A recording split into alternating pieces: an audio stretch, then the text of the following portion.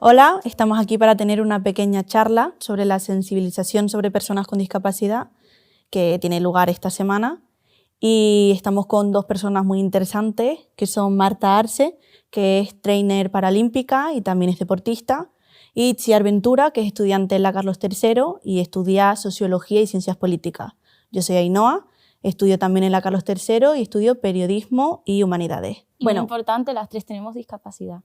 Sí.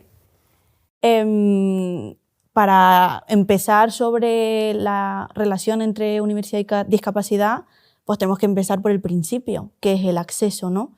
De cómo pasamos de un entorno seguro, como puede ser el instituto, que llevamos ya varios años, que el instituto está más cercano a nuestro entorno, a una universidad que es algo completamente nuevo, que no conocemos a nivel físico, a nivel institucional y que tenemos que volver a empezar a explicar y a dar como esos primeros pasos que ya hemos dado en nuestro entorno.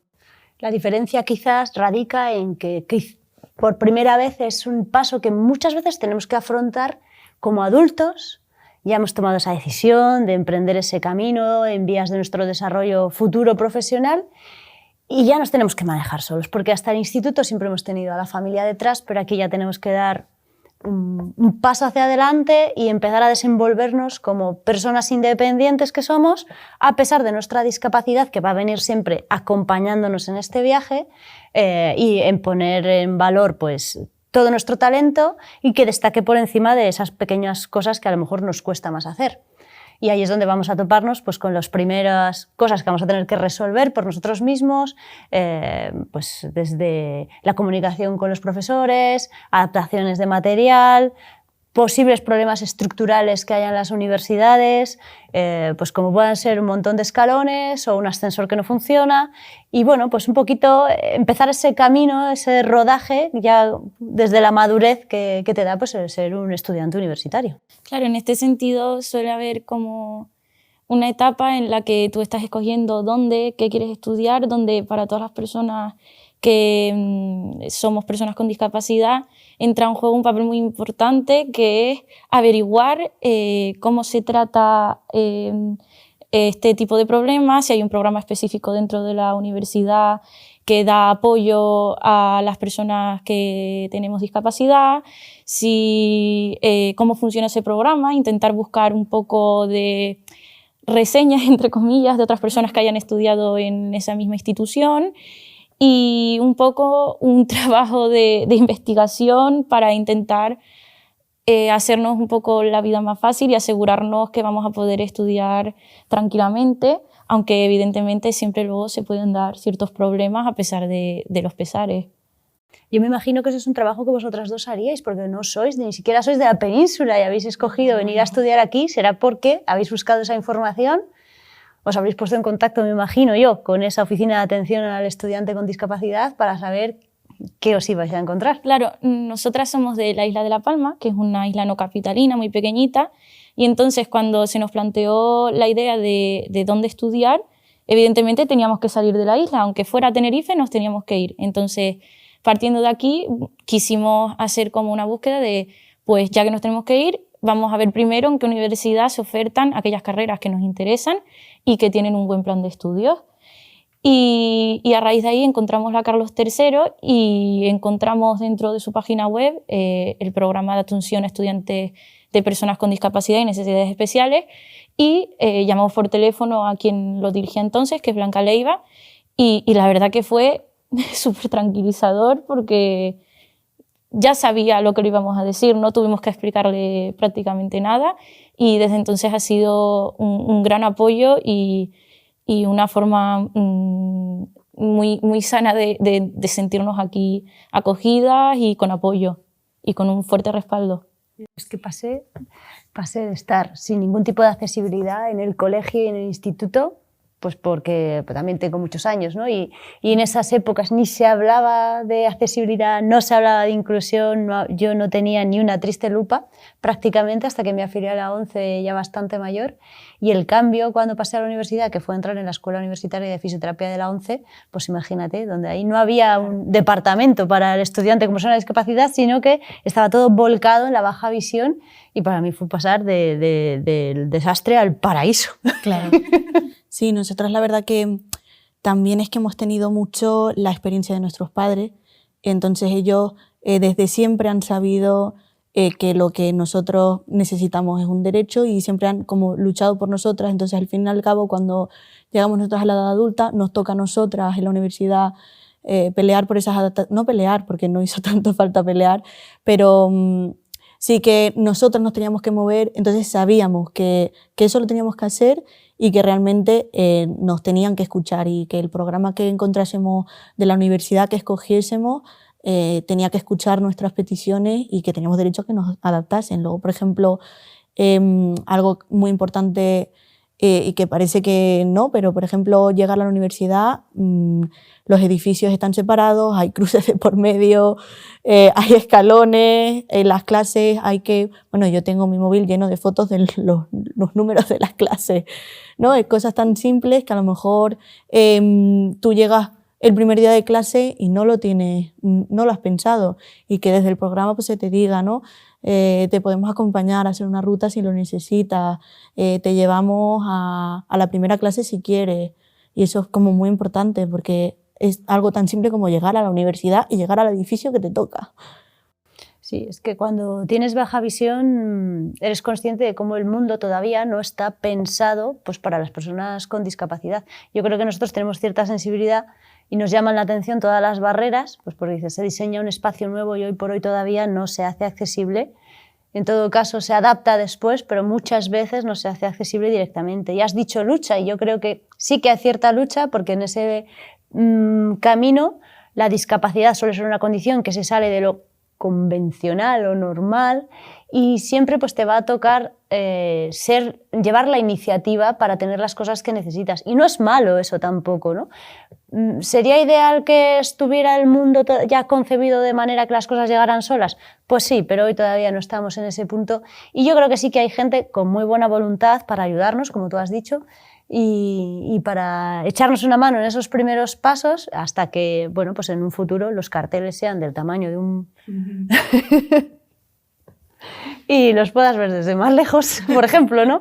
Sí, o estén las etiquetas en braille de las barandillas y estas cosas que hay a veces. Me parece bastante importante también recalcar que pues, un cartel grande puede ayudar mucho, porque creo que sí hay tendencia... Bueno, aquí en la universidad lo he visto en muchos sitios, tienen las etiquetas en braille para muchos espacios, pero yo no sé braille y tampoco veo el cartel pequeñito. Claro. Entonces, creo que hay tantas realidades que yo entiendo que es muy complejo intentar abarcar todas, pero tampoco es un gran recurso poner un cartel más grande. Claro. Entonces, yo creo que cuando se piensa en los espacios, deberíamos tener en cuenta la opinión de todas las personas que van a utilizar ese espacio, y debemos recordar que las personas con discapacidad también estudiamos y también estamos en la universidad. Entonces, que lleguemos a ese espacio significa que tiene que haber personas como nosotros diseñando esos espacios para asegurar que sean accesibles para todos. Claro, sí, eso es muy importante porque al final lo primordial para una adaptación es entender la discapacidad que tenga la persona. Nosotros, por ejemplo, lo que más nos ha ayudado es que incluso entendían tan bien nuestra discapacidad que se adelantaban a nuestras necesidades y al final es eso, es comprender que es complicado también, pero... El gustito que da eso, ¿eh? Cuando se adelantan a tus necesidades y dices, no he tenido que llorar para tener esto. Claro. Eso es clave que lo entiendan. Y mucha gente no lo tiene. Y también es importante este tipo de iniciativas para que se entienda desde otros espacios que hace falta un poco de educación, averiguar más sobre las distintas realidades para que las personas que tenemos discapacidad no tengamos que pasarlo tan mal en muchos sitios, ¿no? Que de iniciada realmente hay mucha gente con mucha buena voluntad y con disposición a ayudarte, pero no siempre ocurre. Y también, aunque haya buena voluntad, si no lo entiendes, al final no adaptas como la persona con discapacidad lo necesita.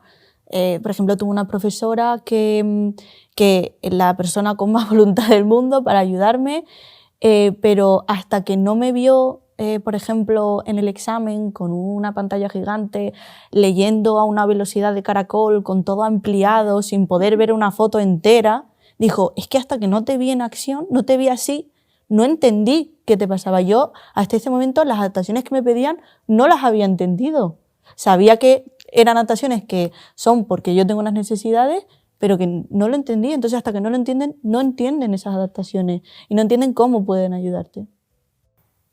Bueno, y una vez que estamos aquí dentro, ya tenemos nuestras adaptaciones, pues empezamos a poder disfrutar un poquito de esa igualdad de oportunidades que probablemente, pues partiendo de una desigualdad de condiciones, es complicada todavía hoy en este mundo, pero empiezan esos primeros pasos para poder alcanzarla. Bueno, y en esta igualdad de oportunidades, ante la desigualdad de condiciones, es importante, ¿no?, que la gente entienda que las adaptaciones que se nos brindan no son facilidades, sino que nos estamos equiparando a las condiciones del resto de mundanos. Lo que hacemos cuando hablamos de adaptación muchas veces se malinterpreta como que se está facilitando algo y ellos piensan en se lo están facilitando como si estuvieras quitando contenido, le estuvieras permitiendo sacar menos nota o le permitieras presentar tarde un trabajo, y no es esto, es darle a una persona los recursos que necesita para poder hacer exactamente lo mismo que los demás, pero a su manera, que normalmente en una persona con discapacidad es una manera distinta. A mí me gusta definir la discapacidad como la manera, las personas que tienen que llegar a un sitio, ¿no? Pues las personas con discapacidad tenemos que llegar al mismo sitio que los demás, pero haciendo un camino distinto. Y como hablábamos antes de la adaptación, a veces en el caso, por ejemplo, nuestro, que somos personas afiliadas a la ONCE, ese camino ya está trillado. Y es muy fácil porque está hecho. Ya lo ha recorrido gente antes, ¿no? Entonces, si tú puedes tener una telelupa, o utilizar Zoomtext, o utilizar, antiguamente me acuerdo el Megawing, que ya debe estar desfasadísimo, ¿no? Todo aquello, ¿no? Y hay unas tecnologías súper modernas, pero también hay otras discapacidades que están todavía en proceso de construir esa vía alternativa, que no es facilitadora en el sentido de reducir contenidos, sino facilitadora en el poner a disposición de esa persona los recursos para hacer lo mismo de una manera diferente. Y a veces pues, se puede entender así. Yo sí os pongo el ejemplo, lo pongo muchas veces, del baloncesto en silla de ruedas, que es una adaptación de un deporte, y os aseguro que manejar una silla de ruedas y una pelota a la vez no tiene nada de fácil. Sin embargo, es la única manera en la que una persona que esté en silla de ruedas puede jugar al baloncesto. Sí, al final va un poco por ahí, en el sentido de tú me tienes que dar las herramientas para que yo pueda demostrar que puedo alcanzar los mismos objetivos que el resto de mis compañeros y que soy igual de capaz de hacer las mismas cosas, especial en entornos como la universidad. Evidentemente, a mí no me quitan contenido, pero yo tengo que demostrar ciertos conocimientos para poder licenciarme en esos grados. Entonces, que yo tenga ciertas adaptaciones jamás va a significar que sé menos o que estoy menos capacitada para ejercer de ello que el resto de compañeros, porque en ningún momento hago menos o tengo un contenido especial y diferente. Es lo mismo, pero siguiendo un camino un poco alternativo. En mi caso, pues, ampliación de tiempo en exámenes, pero por un motivo lógico, que es que leo más despacio y cuestiones de este tipo. Entonces, pues un poco la idea es esa, ¿no? Es importante porque las personas que tienen estas creencias las traen desde su colegio, desde su entorno, en el que puede que hayan tenido o no contacto con personas con discapacidad, pero tienden a pensar que la adaptación es facilitadora en este sentido negativo que estamos viendo. Y es muy importante que vean a personas como vosotras en una universidad en la que estáis perfectamente integradas, porque el día de mañana estas personas pueden ser las mismas que te entrevisten para una oferta de empleo, y entonces tienen que saber, porque lo han vivido, porque han estado acompañándonos en vuestro camino, pues compartiendo ratos, compartiendo clases, estudiando juntos, ¿no? Pues lo capaces que sois de desarrollar esa profesión igual que el resto, independientemente de que tengas discapacidad o no la tengas. Y este proceso de sensibilización es lo que yo creo que a largo plazo va a modificar a la sociedad y va a hacer que sea un entorno más acogedor para todas las personas con discapacidad, porque habrán vivido experiencias que yo creo que son las que realmente sensibilizan con personas capaces, estupendas, maravillosas, simpáticas y con discapacidad. Además, es un beneficio social no solo para nosotros, las personas que tengamos discapacidad, sino también para quienes no la tienen. En el sentido de nadie sabe, aunque no hayas nacido con discapacidad, no sabes si la vas a tener algún día o alguien de tu entorno. Y entenderla va a ser mucho más sencilla tu vida y la de las personas que te rodean. Porque eso nunca sabes qué va a pasar. Eso hace que el día de mañana, si tienes una discapacidad sobrevenida, pues probablemente no lo veas como el fin del mundo, ¿no? Claro, y al final nunca sabes si una persona de tu entorno tiene discapacidad. O sea, al final la sensibilización, por ejemplo, en el entorno universitario, es que no es solo el profesorado, no son solo tus compañeros, es también la persona que te atiende en cafetería, es también la persona que está barriendo la puerta y tú le pisas lo fregado.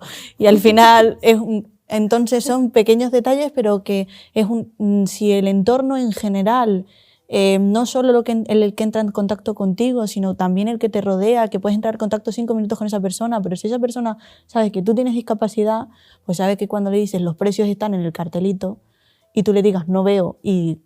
Claro. O dime de qué son los sándwiches y te diga, pues mira lo que está ahí. Y claro. me diga, pues dame Isis, ojalá no lleve queso. Y además a veces es complicado explicarlo porque hablo desde nuestra realidad, porque es verdad que no conozco tanto otras discapacidades, pero a veces es complicado porque la gente tiene muy clara la imagen del ciego total con bastón y el bastón al final es como algo que es un símbolo que da significado y que da comprensión desde fuera.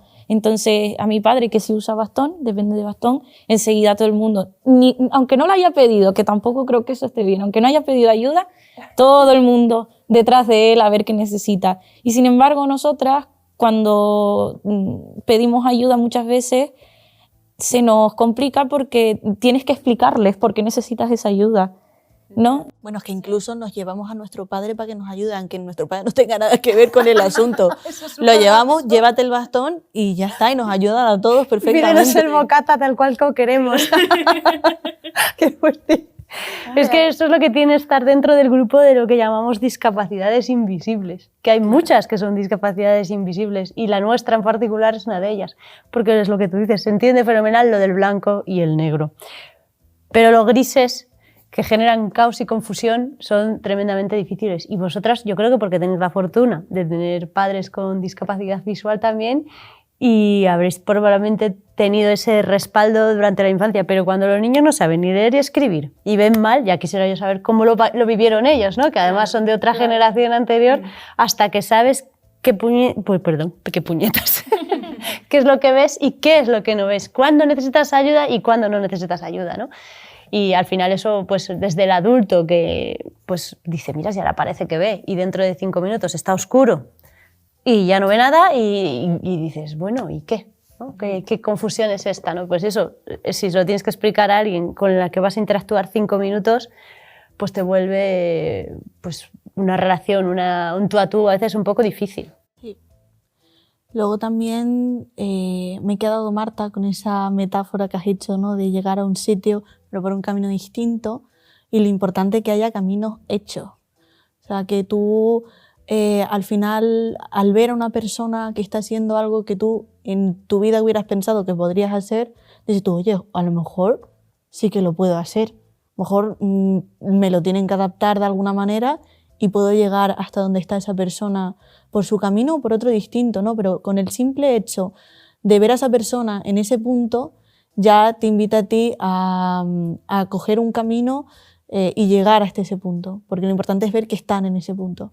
Es muy importante tener referentes. Yo puedo aseguraros que desde un punto de vista deportivo yo he estado en 4 Juegos Paralímpicos y empecé a hacer deporte de adulta, ya con casi 20 años empecé a hacer judo porque por primera vez, estudiando la carrera de fisioterapia, tuve referentes, compañeros que hacían deporte, porque para mí el deporte adaptado no existía. Para mí la pelota era algo hostil y como, quita, no quiero jugar con esto, ¿no? Que solo voy a llevarme golpes, me vas a romper las gafas o algo peor, ¿no? Y el hecho de ver a una persona que era ciega total hacer judo y hacerlo fenomenal, a mí me dijo, venga Marta, tú tienes que poder hacer esto, ¿no? O me viene también a la mente la historia de un compañero que tengo, trainer paralímpico también, en Fundación 11, que tiene doble amputación de brazos y una pierna. Y este chico estuvo una temporada trabajando o colaborando con Mafre, con gente que había tenido accidentes laborales. Y entonces cuando viene tu profesor a jugar al ping-pong contigo y a ti te falta una mano que la acabas de perder o lo que sea, y viene el otro y le faltan 3 trozos, ¿con qué cara te pones a llorarle, no? Pues, y al final es un acicate que te hace moverte y decir, si esta gente puede, pues yo también, ¿no?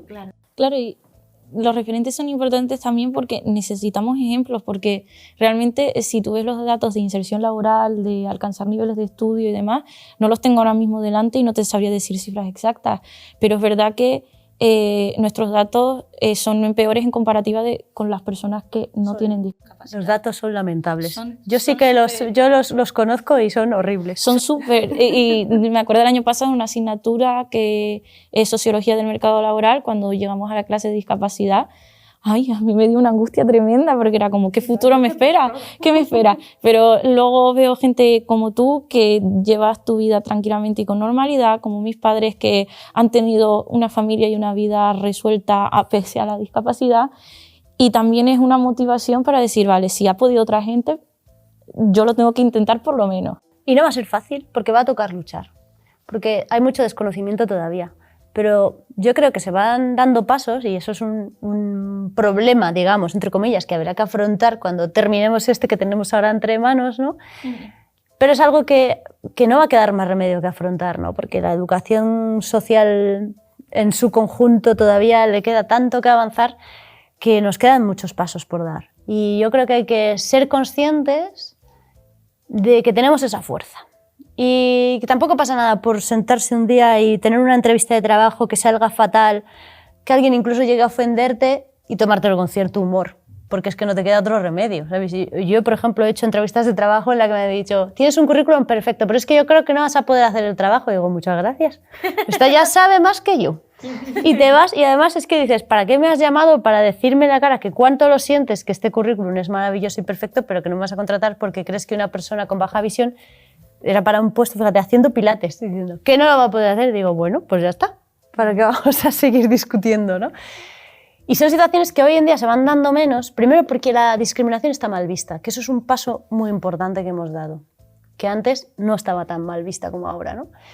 Y segundo, porque yo creo que vamos teniendo cada vez más cualificación y somos más conscientes de los derechos que tenemos. Yo quizás eso que pasó hace 20 años, ahora pues no me pasaría probablemente. Es posible, ¿no? Y yo creo que siendo vosotras ya de una generación posterior, pues en este aspecto probablemente lo vais a tener quizás un pelín más fácil, no fácil del todo, porque también creo que falta tanto, que hay muchísima gente cualificada que tarda en conseguir esa oportunidad, pero hay que pelear por ella. Pero las personas con discapacidad además no tienen ningún problema en pelear por esas cosas. Son personas que no aceptan un no, porque ¿cuántas veces os han dicho a vosotras que no a lo largo de la vida gente que a lo mejor no estaba directamente en vuestro entorno? Yo creo que no vas a poder, yo creo que tú lo puedes, ¿no? ¿Cuántas veces lo habéis oído? Seguro que sí. El director no, pero siempre hay un rechazo velado. Sí. Es que la sociedad hace mucho daño con lo que no dice también. Yo pongo un ejemplo también, que es con sillas de ruedas, que es como muy visual, ¿no?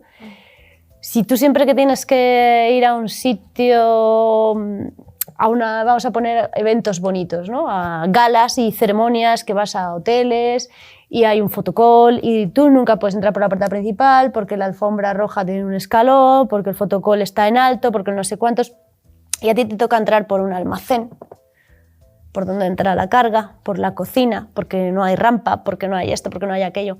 Nadie te está diciendo nada, pero en el fondo todo eso es una lluvia fina que va calando y lo mínimo que hay que hacer es ser conscientes de que existe para que no nos moje tanto, para que no nos cale tanto, ¿no? Y ser conscientes de decir, bueno, es que esto no es un problema que estoy generando yo, es que Porque al final tú tienes que decir, por favor, léeme los cartelitos, dime de qué son los bocadillos, volvemos a la cafetería, y dime cuánto cuestan, y al final parece que estás siempre pidiendo y molestando, y si no te haces fuerte, llega un punto que estás incómodo, ¿no? Y dices, es que yo debo tener algo malo, porque molesto. Entonces, mantener la autoestima alta en una persona con discapacidad pues tiene su trabajo detrás, ¿no? Y hay que estar fuerte, hay que intentar mantenerse fuerte y bueno, pues ser valiente, ¿no? Y seguir luchando y no cansarse. En ese sentido, te estaba escuchando hablar del pedir por favor y demás, y es cierto, tendemos también además a pedir muchas veces perdón por cosas que no tenemos que pedir perdón, o sea, lo necesitaba y punto, ya está. Y creo que también es importante que nosotros mismos hagamos ese trabajo de un poco intentar convencernos de que lo necesitamos y que no es malo, y que recibir ayuda no significa que seas peor o que el resto valga más que tú, sino que ellos necesitarán igual tu ayuda para otra cosa. Yo creo que el tema es que a veces las personas con discapacidad nos cuesta pedir ayuda porque hemos crecido pensando que lo tenemos que hacer todos nosotros solos, porque somos ultra independientes, ultra capaces y ultra autónomos, ¿no? Sí. Y a veces yo creo que incluso pecamos más de intentar no pedir ayuda que el común de los mortales, que pide ayuda pues cuando la necesita, a veces de una forma más fácil, ¿no? Quizás nosotras no exactamente, porque ya hemos nacido con discapacidad y está un poco más metido en nuestro ADN bueno, pues el preguntar por una dirección, por un número, por el semáforo a veces incluso, ¿no? O por el autobús que viene. Pero hay otras personas que, sobre todo si tienen las discapacidades más recientes y están todavía viviendo su proceso de aceptación y adaptándose a su nueva condición, pues para poder volver a rehacer su vida de una manera distinta, que necesitan aprender a volver a pedir ayuda, ¿no? Porque parece que la autonomía por bandera pues nos limita a la hora. Incluso llevando toda la vida. A mí a veces se me complica muchísimo, hay cosas que cuesta pedirlas, sobre todo si estás en un entorno un poco más hostil o donde no conoces a la gente que te rodea, porque no vas acompañado de amigos o familiares, porque si vas con un amigo es facilísimo, dime si el banco está sucio para sentarme, pero si vas sola, a veces te pones en situaciones súper ridículas cuando podrías pedir ayuda y ya está, y resolverlo súper rápido. Yo qué sé, ¿por qué tengo que estar haciendo una foto al autobús para ver el número por ya si acaso? Decides pararlo, ya se ha ido. Ya se y ha como ido. en digital tiembla y a veces no te sale el número. Cuando puedo llegar y perfectamente. Hay un montón de fotos de esas que no salen. Y no sale el No número. sale. ¿Y por qué no puedo llegar y simplemente decir, oye, no veo bien, ¿me puedes avisar cuando lleve este número? Pues no, yo sigo haciendo la foto y terminando preguntándole al conductor. Claro, pero porque volvemos a lo mismo, lo que falta es comprensión. Si a ti te ven que has llegado normal hasta la parada de autobús y de repente le dices, oye, ¿me dices el número del autobús porque no veo bien? Y, por ejemplo, a mí me ven con gafas y entonces dicen, bueno, arréglate un poco las gafas, ¿no? Que no... Me lo dicen mucho. ¿Y por qué no te pones gafas? Que yo solo llevo las gafas de sol. Claro. Un proceso un poco que se retroalimenta, ¿no? Al final, nosotros queremos ser independientes porque a veces recibimos respuestas negativas a la ayuda. Entonces, ¿qué viene por qué? Pues supongo que es un proceso al final un poco endógeno, no se sabe exactamente por qué, pero la realidad y la única verdad que hay ahí es que se retroalimentan y que no son una ayuda especialmente. Bueno, y también algo que no es una ayuda es que me ofrezcan ayuda todo el rato sin yo pedirla, que eso es otro tema, ¿no?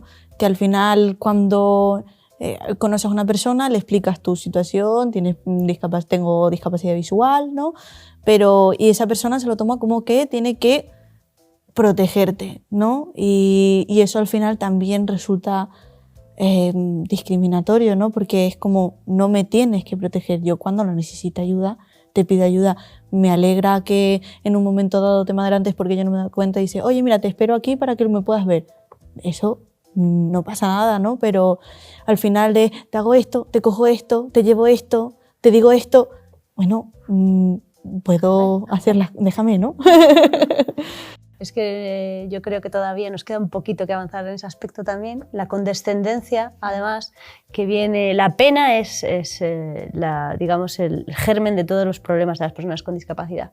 Porque esa condescendencia te coloca en una situación en la que ellos piensan que tú necesitas toda esa ayuda, te están desvalorizando. Y ese tipo de desvalorización luego viene a no considerarte una persona capaz. Y eso nos da problemas en el futuro. Es una bola. Entonces, yo, por ejemplo, cuando voy a dar este tipo de charlas a los coles, con los niños, les hablo muchas veces de quitarse la pena. O sea, no hay que sentir lástima de nadie, jamás, porque eso es el principio del fin. Entonces, las personas con discapacidad llegan a la universidad, si han llegado hasta aquí es porque son personas fuertes y si han conseguido superar la EBAU son la leche, como todos los demás, ni más ni menos. Ya han hecho un proceso de adaptación, ya han llegado hasta aquí, por lo mínimo saben lo que necesitan para poder pedirlo y desenvolverse. ¿Que les va a costar un poquito más, pues, al ser un entorno nuevo? Sí, pero tienen una oficina de atención al alumno con discapacidad que está a su servicio y de la que tienen un sitio al que ir a pedir las cosas, a decir las cosas, a decir, oye, o tengo esta dificultad con algún profesor que a lo mejor le puede costar un poquito más, porque al final, pues la adaptación son más pegas para todo, ¿no? Son cosas que hay que hacer. Y de ahí ya pues es el escalón para llegar al ámbito profesional, ¿no? Que es en lo que desemboca todo este trabajo de estudiar todos los años que los vuestros con esos dobles grados pues son muchos y para luego poder salir adelante profesionalmente, ¿no? Que es luego ya el otro gran vacío que se encuentra cuando sale de aquí. Mi gran miedo ahora. ¿En qué curso estáis ya? Yo en quinto, yo acabo. ¡Oh, madre mía! Ahí está. Estoy en tercero, tengo tiempo para tener miedo, de momento. Y verla a ella todavía también. Me abre un poquito el camino. Sí, yo siempre digo lo mismo. Yo creo que sin mi hermana, sin el ejemplo de mi hermana, y creo que también mi hermana se ha forzado a ser un ejemplo, no, porque también soy muy insegura, en un caso personal, muy insegura. Entonces, con la discapacidad siempre he sido muy insegura. Entonces, hasta que yo no he visto a mi hermana sacarse una carrera, no me veo a mí capaz de sacármela. Creo, pues, la vida que hemos tenido, el verla a ella siempre se decía, si yo lo hago, ella lo va a hacer. Si yo lo hago, ella se va a ver capaz. Entonces, claro, mi hermana se ha esforzado en abrir caminos que yo en mi vida hubiera pensado que se podían abrir. Pero eso es muy bonito, porque tampoco hace falta que todas las personas, madre mía, Nos ponemos sentimentales. todo el mundo no tiene que ser fuerte, leche. Si es que para eso está la familia y los amigos y los profesores y tantas gentes que hoy en día sí que están dispuestos a echarnos una mano. Y hay mucha gente que a lo mejor al principio no sabe, pero tienen la disposición para aprender. Y eso es tan bonito. Y yo creo que hay que apoyarse un poquito en los demás, aprovechar que pues tenemos entornos como este. Hoy estamos aquí porque esta universidad decide hacer acciones para ponerlo fácil. Eso es tan grande, tan bonito, tan enriquecedor, que eso suma. Y probablemente las personas que van a salir de aquí pues van a estar más preparadas. Bueno, y yo pensar en una persona que va a entrar a la universidad, que vea este vídeo antes de entrar y que sepa que hay un entorno amable, que hay más gente que ha vivido lo mismo que ella, que hay más gente que tampoco veía los carteles al llegar. Los carteles estaréis tomando nota, ¿no? Me quedo muy tranquila. Y los compañeros, que hay compañeros súper dispuestos a estar contigo, a seguir, porque yo qué sé, gente que venimos de sitios pequeños, que hemos estado siempre con las mismas amistades desde casi que primaria, como que ese paso también da un poco de pánico, pero que siempre hay gente, siempre hay gente dispuesta a tratarte como una más. Es que sois unas más. Por eso, pero es que es fuerte a veces tener que resaltarlo, porque es que hay gente que no lo entiende y que no lo hace. Pero... Es cierto. Yo esa frase también la utilizo. He aprovechado para meterme contigo porque sabes que cuando señalas a alguien hay 3 dedos mirando para ti. Sí. Pues ya lo sabes. Así es.